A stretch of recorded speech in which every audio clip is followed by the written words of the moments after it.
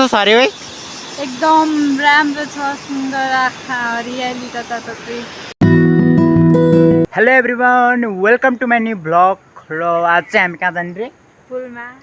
तेरो सानो सुनाइन्छ। आज चाहिँ हामी पुलमा जाँदैछ अनि मसँग चाहिँ बहिनी पनि जाँदैछ। ओ माई गड, यहाँबाट त कस्तो दाम दिएको होइन। त्यो हो क्या पुल चाहिँ, पुरै देख्नुभएको सबै पुल हो होइन। यत्रो ठुलो हो क्या पुल। अनि यहाँ के भन्दै त ल? अलि ठुलो साउन्ड हो न, तेरो त साउन्ड सुनेन। हाम्रो गाउँतिर घुम्न आउनुहोस्, धेरै राम्रो छ, धेरै सुविधा भएको। र अहिले चाहिँ हामी यस्तो सिडी झर्दैछौँ, माथिबाट आउँ त हामी। अनि माथिबाट आएपछि हामी सिडी झर्दैछ कहनै सँगै। अनि यो चाहिँ अहिले कति कक्षा पढ्दैछु त? ए अहिले चाहिँ 8 पढ्दैछ अनि म चाहिँ 11मा पढ्दैछु। केटीहरूको चाहिँ यस्तो हुन्छ क्या, फेरि हातभरि के दल्ने।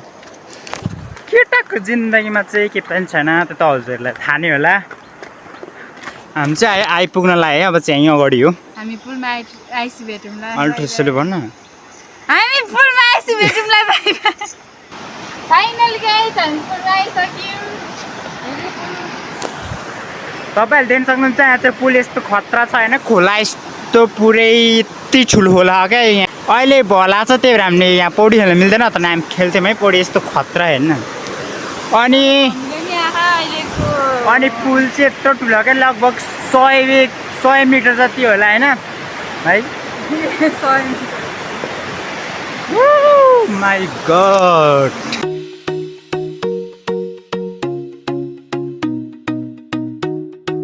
यो पुलको पछाडि चाहिँ यस्तो देखिन्छ होइन, अगाडि यस्तो देखिन्छ अनि पछाडि चाहिँ यस्तो देखिन्छ है। यस्तो एकदम लामो हो क्या यो पुल चाहिँ है। र अगाडि चाहिँ बहिनी यस्तो टिकटक बनाउँदै के बनाइरह। र अहिले चाहिँ हामी पुलको फाइनलमा आइसक्यो, मतलब हामी चाहिँ एन्डमा आइसक्यो होइन। एन्डमा चाहिँ यस्तो देखिन्छ, तर यहाँ अगाडिको भ्यू चाहिँ यस्तो बब्बाल देखिन्छ होइन। यहाँ पिकनिक स्पट बनायो भने यस्तो दामी चल्छ होइन, यस्तो खतरा हो क्या, एकदम दामी। कस्तो छ अरे है?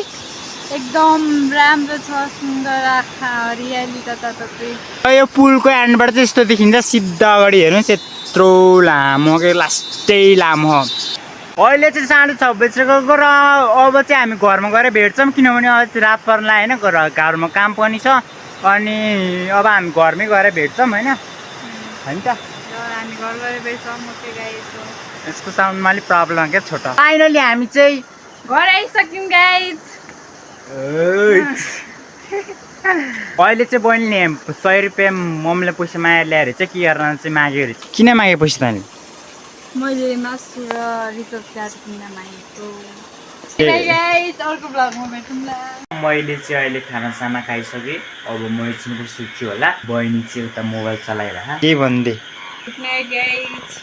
र अहिले चाहिँ सबैजना सुतिसक्यो, अब म पनि सुतिहाल्छु होइन। र आजको लागि यति नै। भिडियो मन पर्यो भने चाहिँ लाइक र च्यानलमा नयाँ हुन्छ भने सब्सक्राइब, र नयाँ अर्को भिडियोमा भेटौँला।